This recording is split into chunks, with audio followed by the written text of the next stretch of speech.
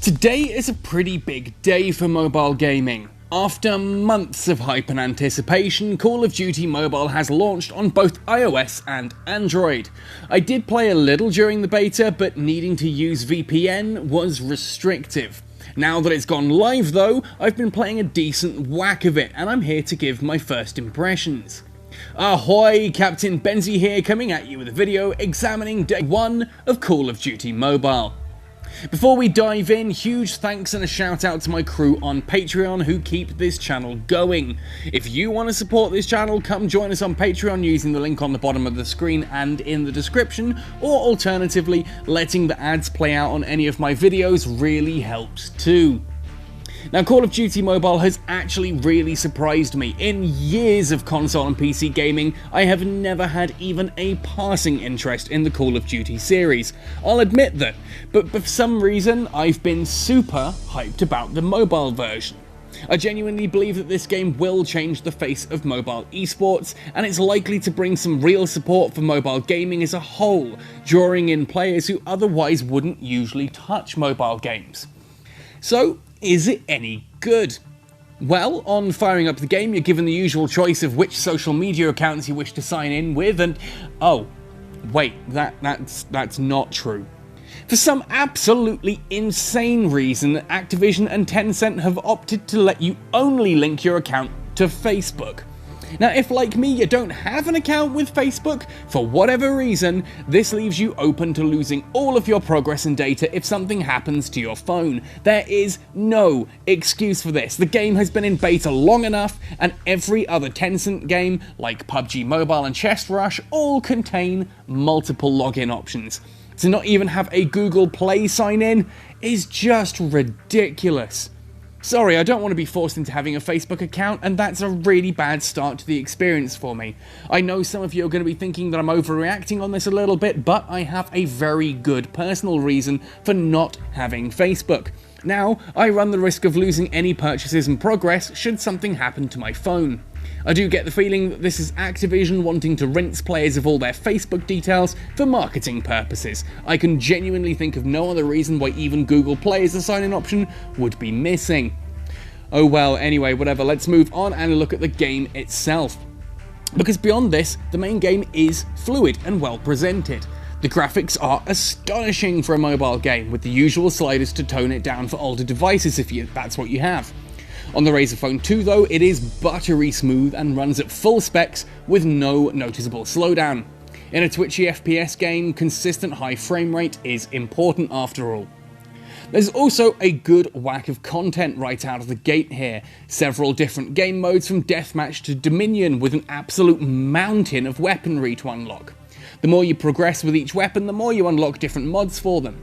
On one hand, this is a cool progression system that keeps you working towards something, whether it's the next main weapon, or weapon mods, or skins like the parachutes. On the other hand, this does create some breakpoints where players have access to better equipment than low-level players. It's honestly very minor, but in a competitive title, it can create that feeling of losing just because of levels.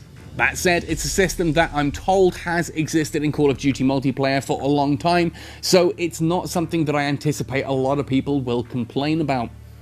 There are a lot of different weapons too, multiple SMGs, DMRs, sniper rifles, shotguns, and plenty more besides.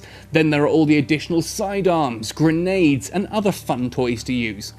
The killstreak power-ups make a triumphant return, and it's great fun to rinse a load of enemies in one go, and to be rewarded with things like hunter drones, supply packages, and indeed missile strikes. I'm already particularly fond of the Purifier flamethrower. The satisfaction of rushing face first into enemy lines and roasting everyone and everything to come close is, well, satisfying. The maps are varied, vibrant, and clear. At time of writing, there's over half a dozen maps drawn from various titles around the Call of Duty franchise, including apparently everyone's favourite, Nuketown. The variety offered here is great, from abandoned warehouses to crumbling war-torn streets to multi-million-dollar yachts and mansions. It keeps the gameplay moving and varied, and it's just great fun to wonder where you're next going to be fighting. Of course, there's a battle pass system for monetization, with Tencent returning to their tiered options. The basic pass is about £10, giving access to the majority of rewards and missions, but also offering a £25 elite pass with a load of extras thrown in.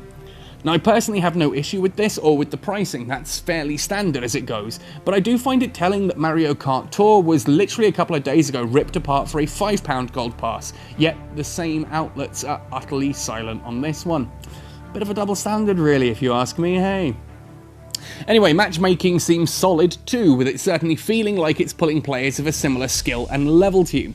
This is great, and certainly helped by the fact that the game has already gathered a humongous number of installs. As last I checked, there were nearly 13 million matches played in the first 12 hours of launch. That is insane, and speaks to how much impact this game is anticipated to have on the scene. I do have to add in one other minor complaint.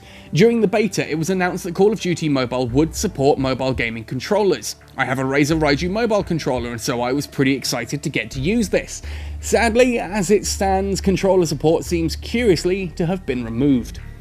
Now, I know that some folks will feel that this is a good thing. After all, PUBG Mobile is very vocal on their dislike of controller usage. I get that, I do. But Call of Duty Mobile forms a bigger link between PC and console gamers and mobile gamers. Giving people that option of using controllers is a massive plus for the game in my opinion, so its removal seems curious at best, worrying at worst. I truly hope that this gets added back in. If it does, I'll give an update, and I'll let you know how the Razer Raiju mobile controller works with it. Now, the on-screen controls, though, are fully customizable, as anyone who's played any of PUBG Mobile would expect, and this does allow players to set up their controls to suit their needs best. The default setting, though, is pretty solid, and the default control schemes are responsive and feel natural to use. All in all, I am super excited by what Call of Duty Mobile means for mobile gaming and mobile esports, and I'm very impressed with the Day 1 package. It's an awesome game with so much potential, and it's great fun to play, which of course is super important. The removal of controller support is worrying, and the lack of other account links beyond Facebook, that's just plain stupid, and I really hope they fix that before something happens to my phone, but there we go. Should you download this and give it a go? Well, absolutely, and when you do, add Captain Benzie. I'll be glad to squad up with anyone. What about you folks? How are you finding the game? What are your thoughts so far? Let me know in the comments below or on the Gaming Galleon Discord, where I've set up a dedicated Call of Duty Mobile channel for us to all chat about it. Happy sailing, folks, and see you on the battlefield.